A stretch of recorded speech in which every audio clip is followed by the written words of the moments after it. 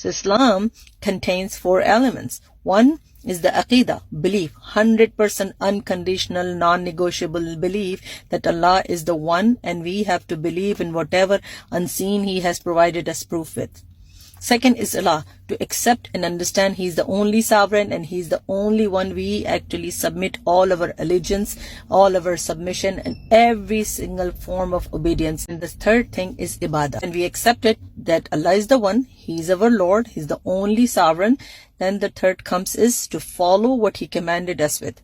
Salah, or fasting, and then the zakat, or the obligatory charity, and then the hajj.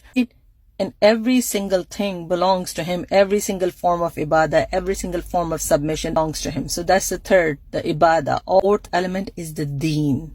Our society has coined one term for us. Islam is the religion of peace. No, it's not. Islam is the religion of submission and establishment of Allah's laws and Allah's commands over His creations. And that's the obligation every Muslim has. Establishing the deen in their life and in the society, so people are living under justice, people are not oppressed, people are not following the wrong practices of oppressors and tyrants. And that's the deen. Establishment of Allah's deen is the fourth element. And every single Muslim follows the constitution of Islam as his way of life.